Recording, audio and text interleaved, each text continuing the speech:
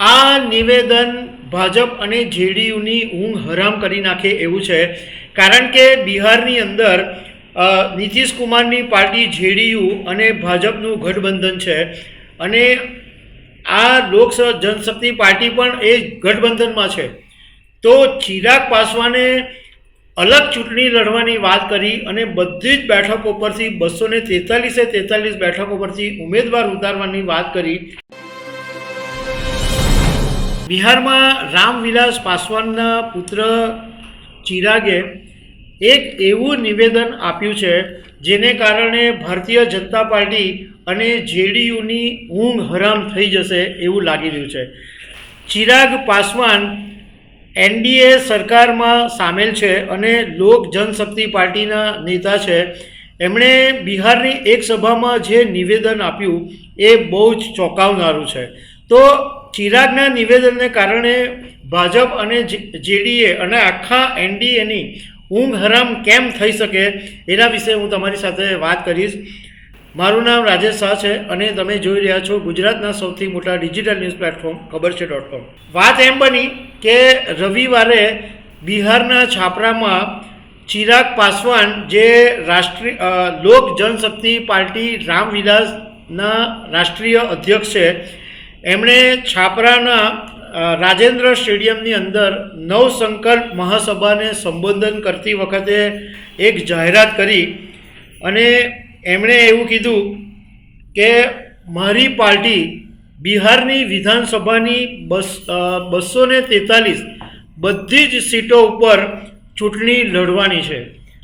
આ નિવેદન ભાજપ અને જેડીયુની ઊંઘ હરામ કરી નાખે એવું છે, કારણ કે બિહારની અંદર નીતિશ કુમારની પાર્ટી જેડીયુ અને ભાજપનું ગઠબંધન છે અને આ લોક જનશક્તિ પાર્ટી પણ એ ગઠબંધનમાં છે. તો ચિરાગ પાસવાને અલગ ચૂંટણી લડવાની વાત કરી અને બધી જ બેઠકો પરથી 243 બેઠકો પરથી ઉમેદવાર ઉતારવાની વાત કરી.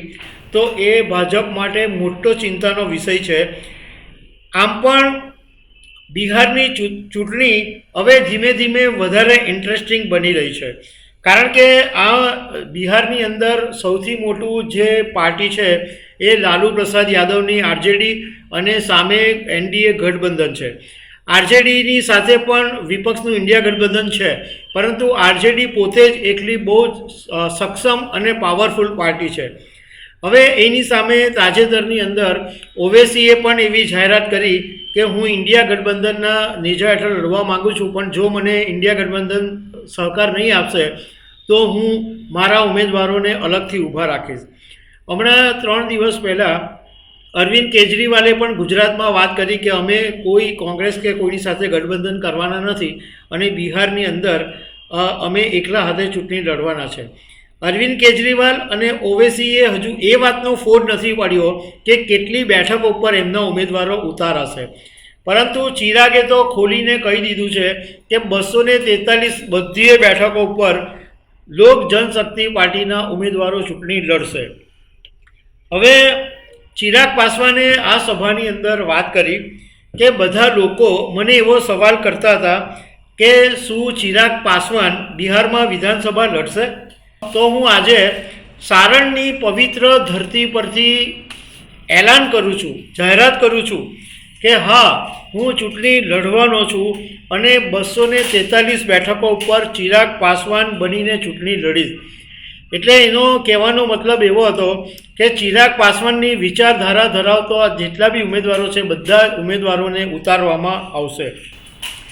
સાથે સાથે ચિરાગ પાસવાને નીતિશ કુમારનું નામ લીધા વગર પણ આરોપ લગાવ્યો કે મને બિહારમાં રોકવાની કોશિશ કરવામાં આવી રહી છે, પરંતુ મને કોઈ રોકી શકે તેમ નથી.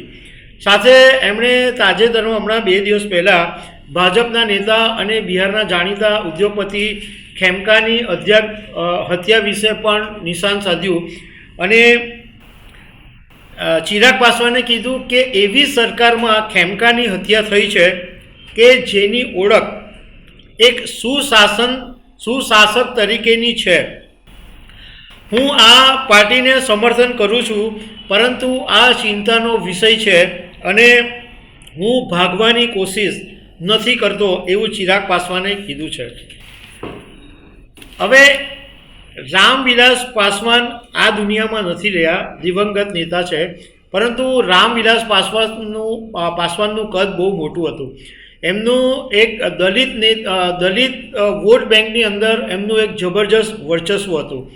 પરંતુ ચિરાગ હવે માત્ર રામવિલાસના પુત્ર નથી રહ્યા, મતલબમાં હવે એનું રાજકીય કદ એટલું બધું વધી ગયું છે કે પોતાની રણનીતિને કારણે આજે દલિત સિવાયના બીજા પક્ષોની અંદર પણ ચિરાગનું વર્ચસ્વ વધી ગયું છે.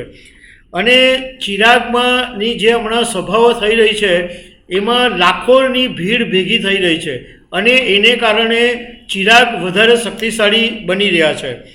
હમણાં તાજેતરની અંદર જ નીતિશ કુમારનું જે એરિયા છે નાલંદા, ત્યાં રાજભરની અંદર ચિરાગે એક સભા કરેલી, એમાં 3 લાખ લોકો ભેગા થયા હોવાનો દાવો કરવામાં આવેલો હતો.